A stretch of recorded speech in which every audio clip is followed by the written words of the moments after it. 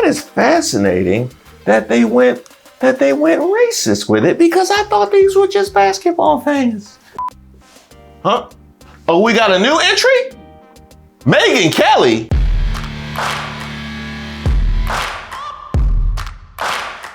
Welcome to Racist of the Week. My name is Reese Waters. This is where we expose the stupidity and hypocrisy of discrimination in hopes we can build a more perfect union.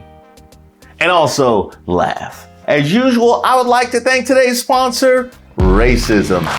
And as usual, don't forget to like and subscribe to the page, and definitely leave me any possible suggestions for nominees in the comments, or email me at reese@reesewaters.com. And shout out to all my new members here on the channel. Today's nominee, Caitlin Clark fans.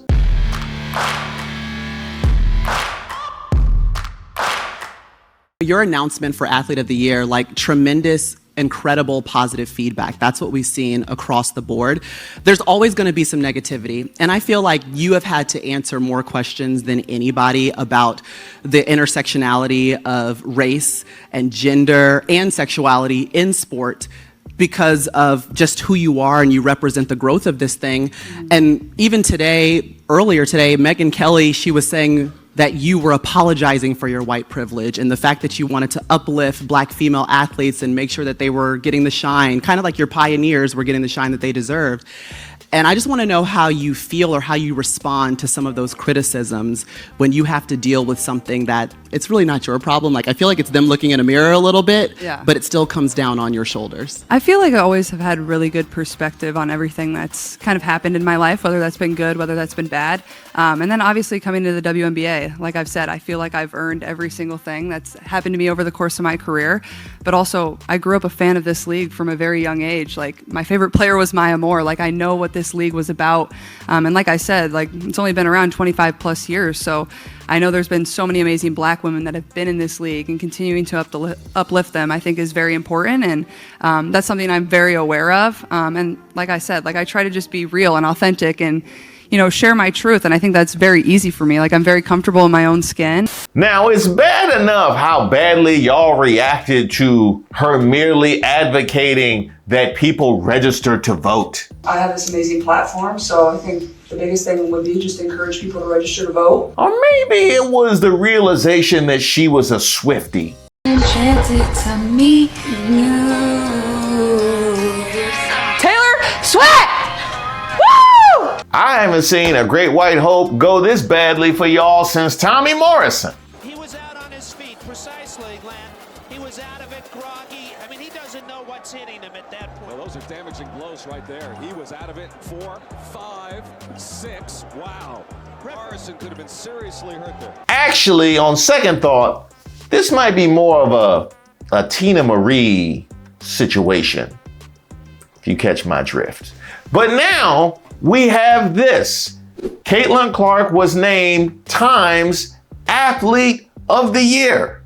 Now, I personally would have named Dak Prescott.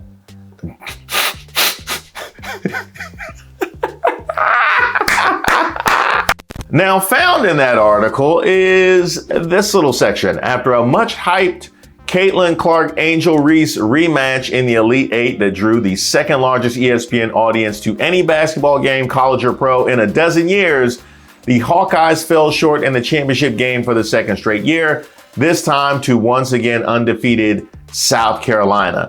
During the podium celebration, Dawn Staley, the venerated Gamescock coach, clutched the mic and said, quote, "I want to personally thank Caitlin Clark for lifting up our sport."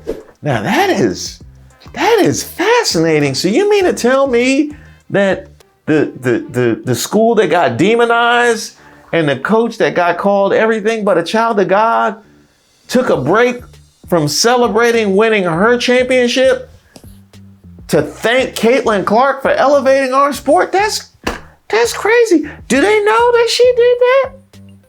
Oh, they do know. They just don't care.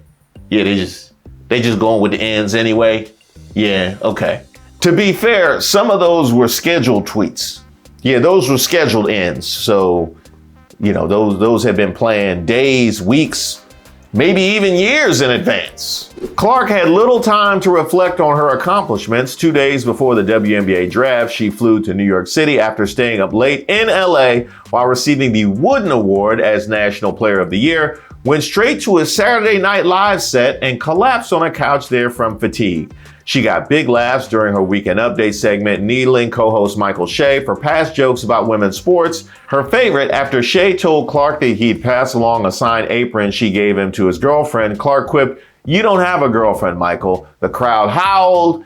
Clark says Jason Sudeikis, who had cheered her on at Iowa games, had suggested that add-on. Now, Clark's SNL segment did include a more serious moment as she thanked a quintet of black women: Lisa Leslie, Cheryl Swoops, Cynthia Cooper, Dawn Staley, and Maya Moore, Clark's basketball hero growing up, for paving the way for her success. That's wild. Do the fans trying to live out their racial fantasies through Caitlyn? Do they know that she is thanking the black and that she looked up to Maya Moore? Do they? Oh, they just don't. They don't care. They don't care. To be fair, they probably don't even know that any of those people are black. If we're being honest, the only one they might know is Cheryl Swoops because they have been in her mentions so thoroughly throughout the last year and change. These stars, despite their athletic prowess, were never rewarded with the same level of attention that Clark is now receiving. Quote, "America was founded on segregation and to this day is very much about black and white." Fag Benley, who loved playing with Clark, writes in a text message, "In a sport dominated by black African-American players, white America has rallied around Caitlin Clark. The support looks mostly amazing, sometimes fanatical and territorial, sometimes racist. It seems that the great white hope syndrome is at play again," end quote. Going into the WNBA season, Wilson, a two-time league champion and now three-time WNBA MVP, that's Asia Wilson, told the Associated Press she thought Clark's race was a huge contributor to her popularity. Quote, "It doesn't matter what we all do as black women, we're still going to be swept underneath the rug," Wilson said. "That's why it boils my blood when people say it's not about race, because it is." Now, here is the point where I say, I told you so. And we're going to get to Clark's comments and why they are nominated here, because one of the things that I've said time and time and time and time again is everybody is correct. The people who said that she reached this level of popularity partly due to her race is correct. The people that said that she's a unique individual and there are lots of other white players who didn't get this kind of attention, also correct. The people that said there's been a lot of huge stars and none were able to garner this kind of attention, a lot of it has to do with her being white, correct. The people that said that she is being targeted because people resent the fact that she gets this attention because of her race, also correct. You're all right. You're all right. It's just the fact that you refuse to acknowledge the other people are right. Don't believe me? Listen to Caitlin Clark. Clark is cognizant of the racial underpinnings of her stardom. "I want to say I've earned every single thing, but as a white person, there is privilege." Why does she even have to? I don't want this. Okay, I'm gonna let you finish. Caitlin. I'm gonna let you finish. Really. I haven't seen people get hit this hard from their heroes since Eminem. Let's do the math. If I was black, I would have sold half. That was Eminem. Quote, "A lot of those players in the league that have been really good have been black players. The league has kind of been built on them. The more that we can appreciate that, highlight that, talk about that, and then continue to have brands and companies invest in those players that have made this league incredible, I think it's very important. I have to continue to try and change that. The more we can elevate black women, that's going to be a beautiful thing." That was very well said. And I am glad that she is actually acknowledging this and taking this head on. Now, I did wonder when exactly she was going to hit it, but she is quite young and she was playing in a new league and I gave her a pass. You have inward passes for life. All right. No, not that kind of pass, Hodge twins. But I did give her a temporary pass. I do appreciate that she is at least giving voice to this right now. I don't understand. It's really not rocket science. How many fan favorites have been big men? Huh? How many fan favorites have been big men? The guy who comes off the bench and plays 8 minutes a game, who everybody cheers for, is always a little guy. Now, isn't he? Now he's also typically a white guy, but we're taking race out of it for now. He's generally a little guy now, isn't he? Now, why would that be? Because if we were all 7 feet tall, if that was our average height, but the league was dominated by little people, it would be the big guys who everybody cheered for now, wouldn't it? Thank you. When the Fever hosted the Chicago Sky and Reese in the first pro meeting between the two college superstars on June 1st, Indiana gutted out a 71-70 victory. Clark had skipped a Noah Kahan concert, #1 on my bucket list, the night before, knowing it'd be a bad look to be seen out giving the team's terrible record. But that contest won't be remembered for the basketball. In the third quarter, Chicago's Chennedy Carter hip checked Clark to the floor. Carter was called for a foul, which the next day was upgraded to a flagrant 1 violation. But while the WNBA could revise the ruling, it couldn't stem the ensuing furor that Reese jumped off the bench and appeared to cheer Carter, only added fuel to another Clark-adjacent fire. Imagine that, applauding your teammate. Some pundits cited Carter's foul as evidence that jealous players, particularly black players, were targeting Clark. The Chicago Tribune weighed in with an editorial imploring that Clark must not be allowed to become a target for rule breakers. The Tribune wrote that Carter's foul would have been, quote, seen as an assault outside of the sports arena. They went there with it. I wonder if the Tribune has ever seen a football game. It'd be a whole lot of charges. Your hands are tender and they can move and caress the ball. That's kind of.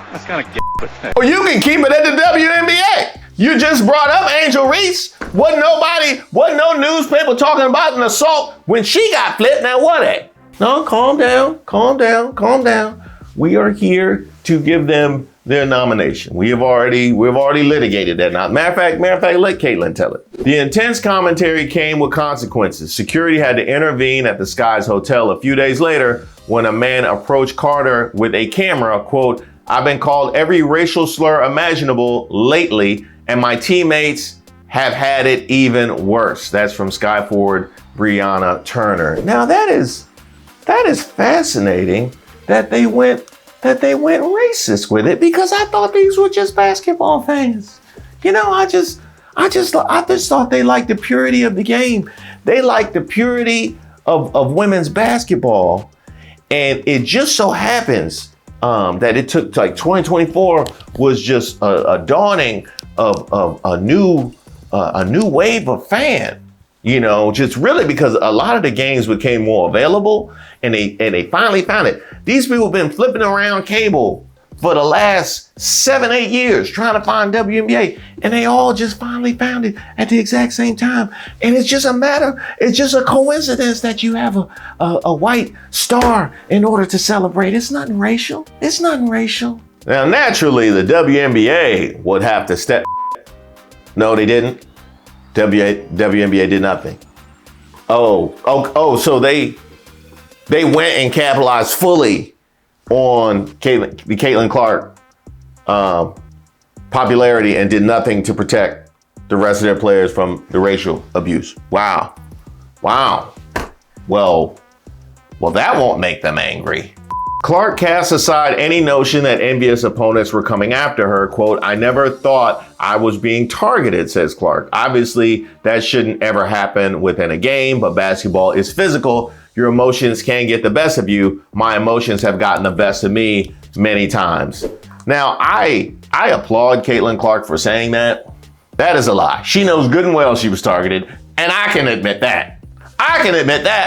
Look, even if she wasn't Caitlin Clark, even if she was just a rookie coming into the league, she would be targeted.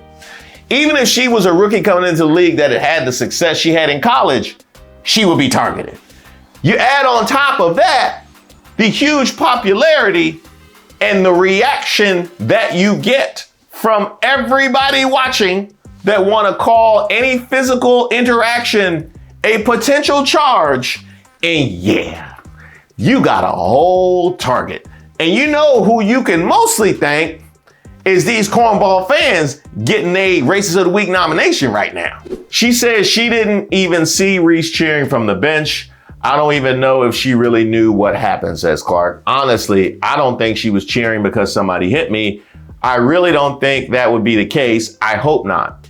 Reese's representatives did not make her available for this article. Now, I was actually kind of disappointed by that. I thought it actually would have been a good look if she would have made herself available for this article. It also would have been a good look to see, you know, some of the second and third place finishers, maybe like CeeDee Lamb or Micah Parsons or Rico Dowdle. Somebody that would have been good. Quote, a lot of people that wanted to have opinions on what was happening probably didn't even watch half the games that they were trying to have a take on and hadn't supported the W for a really long time, says Clark. Oh, we can go ahead and get rid of for a really long time. I think we can go whatever. I think we can go whatever. There is a small subset of fan that was really into Rebecca Lobo. They might have taken like a good couple decades break and pop back up. But then again, there was the Diana Taurasi and Lauren Jackson era too. Okay, yeah. So now, you know, you're right. They took a little hiatus. They took a little hiatus, and now they pop up. And now it's just a coincidence.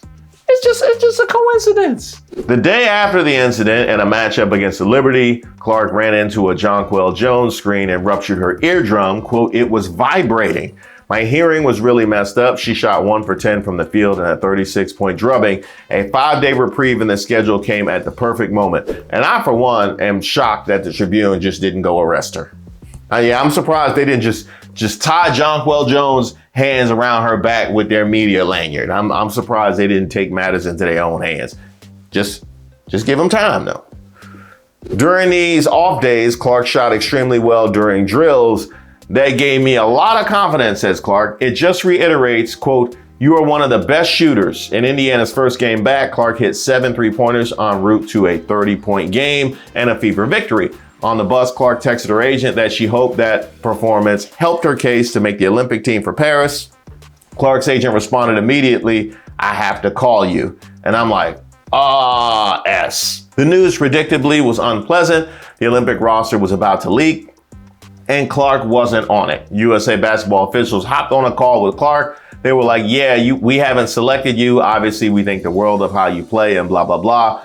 She wasn't really listening. She knew she was good enough to be on the team and that she had heard rumblings that she would be. At the same time, she understood the decision. The 12 players selected, including many future Hall of Famers and Olympic veterans.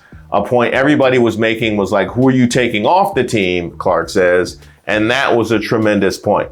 Clark also admits that during her early stretch for the 3-9 Fever, I gave them a lot of reasons to keep me off the team with my play. Many people, however, rushed to her defense. The gist of the pro-Clark case, women's basketball missed a golden marketing opportunity to grow the sport, given Clark's popularity. It's an argument that Clark wholly rejects. I don't want to be there because I'm somebody that can bring attention. I love that for the game of women's basketball, but at the same time, I want to be there because they think I'm good enough. I don't want to be some little person that is kind of dragged around for people to cheer about and only watch because I'm sitting on the bench. The whole narrative kind of upset me because that's not fair. It's disrespectful to the people that were on the team that had earned it and were really good. And it's also disrespectful to myself.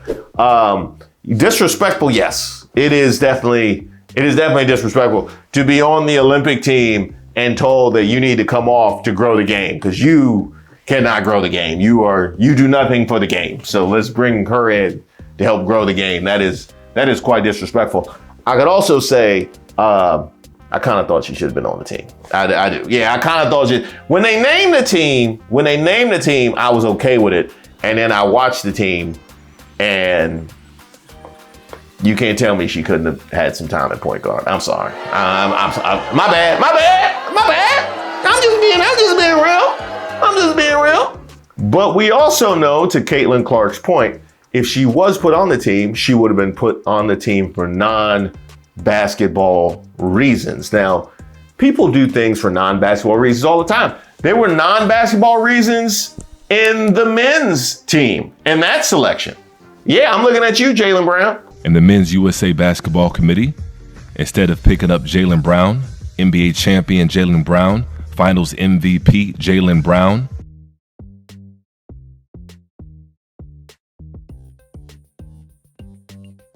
Don't think that was a coincidence you said what you said about Bronny.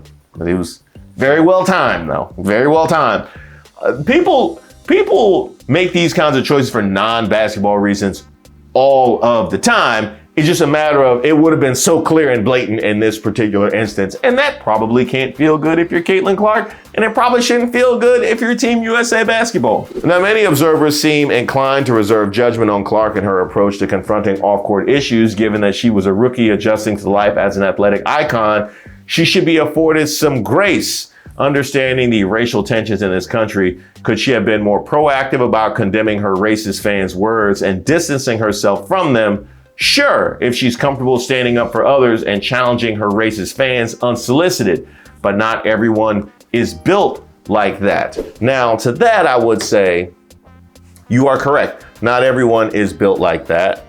And so that is why I gave her a pass up until now.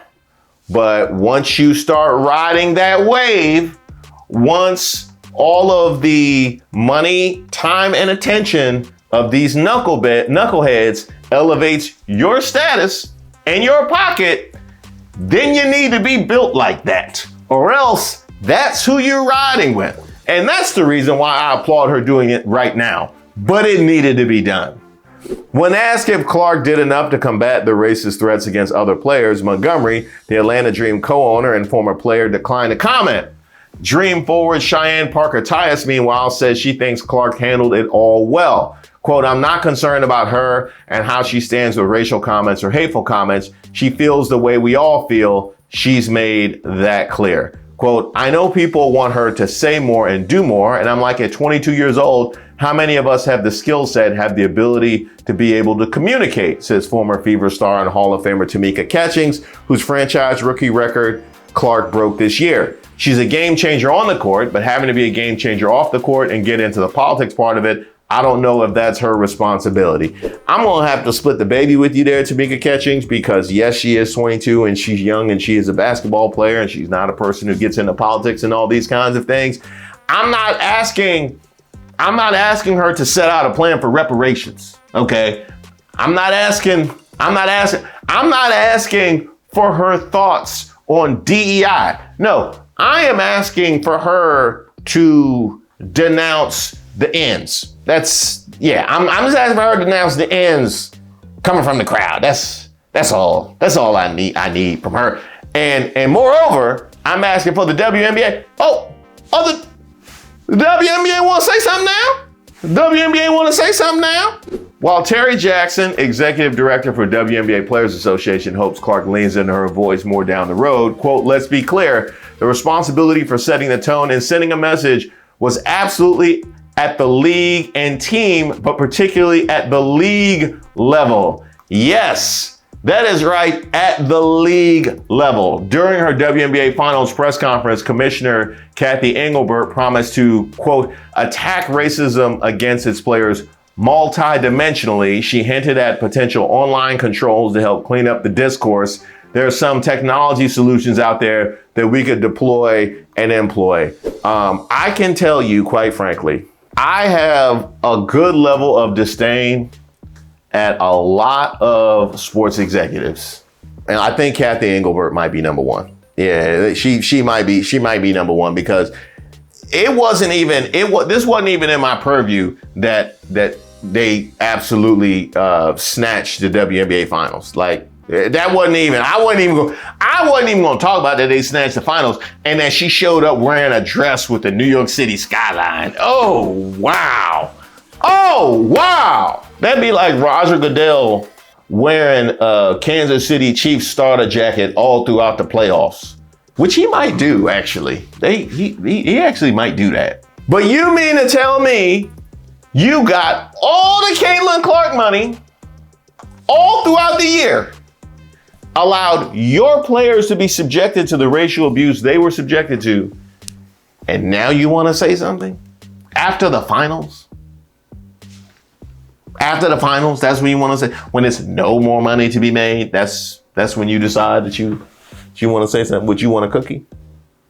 You want a cookie for that? Congratulations, Caitlin Clark fans. You are, huh? Oh, we got a new entry? Megyn Kelly. Totally insincere. And here's how you know it's totally insincere. Because if Caitlin Clark really felt uncomfortable in the spotlight as the newbie who's white, because white people didn't build the league, she wouldn't have said yes to being Time Magazine's Athlete of the Year. So either walk the walk or don't. But what you're doing here is trying to have it both ways. You're too cute by half, and you've managed to piss off your fan base. Go ahead and look at my Twitter feed and the comments under my tweet on this. She's lost thousands of fans, maybe more, as a result of this. And you will never appease the race bullies in the WNBA, ever. Because you're too popular, you're too talented, and too white. Oh, not that tweet. That was the response. Is this tweet. Well, while we're at it, that first tweet did a really good job of mirroring all the language. That was solid. Look at this. She's on the knee, all but apologizing for being white and getting attention. The self-flagellation. The, oh, please pay attention to the black players who are really the ones you want to celebrate. Condescending, fake, transparent, and sad. Oh, man. Imagine somebody acknowledging the reality that she's existing in. Imagine somebody doing that. That would be like you, Megyn Kelly, actually calling out the misogyny of your own party, because I know you won't call out the racism, but these are the people you made excuses for right here, the Christian nationalists. God made men to rule, period. That's the world God made. If you don't like it, take it up with him. Among their other controversial views, they say they, quote, hate democracy. They're rooting for a Protestant dictator, and they think God made men to rule over women, that men are supposed to teach their women what to think, that it was a mistake to let women vote. And among the worst influences on America today, in their words, are college-educated white women. And the fact that you couldn't, fake, transparent, and sad. I would call it condescending, but you're not very good at that. So congratulations, Megyn Kelly. You can go ahead and join the rest of the Caitlin Clark fans. You are our racist of the week. And Megyn, you can show the rest of them, you can show them the way, because you have been here before. Also, there will be a support group for anybody who grew up idolizing Scottie Pippen. Immediately following this broadcast, just meet me in the lobby. I know it's hard out here.